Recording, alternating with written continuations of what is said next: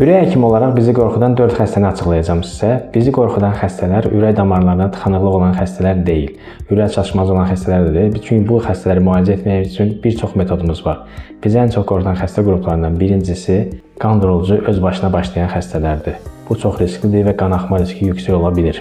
İkincisi, mənə soruşmadan qan durucu dərmanını dayandıran xəstələr. Biz bu dərmanı başlamışıqsa, əlimizdə ciddi səbəblər var, ya damar tıxanıqlığı var, ya stent taxmışıq və ya əməliyyat olunmuş bir xəstələr olur. Üçüncüsü, davamlı olaraq nəbzini sayan xəstə qrupu. Mən heç bir xəstəmdən nəbzini davamlı saymağını istəmirəm. Çünki bunu etdiyi təqdirdə narahatlıq və panik ataka arxasından gəlir. Dördüncüsü, müayinə olmaq üçün şikayət olmasını gözləyən yüksək riskli xəstə qrupu. Ailəsində 50 yaşın altında bir çox insanda infarkt və insult xəstələri var, amma xəstə kontrol olmaq üçün şikayət olmasını gözləyir. Əslində bir şey çıxacağından qorxur və çox vaxt bir şeylər çıxır. Mənim sizə deyəcəyim, qorxmayın, kontrollara gəlin, mənə damarınızın tıxanmadığını sübut edin.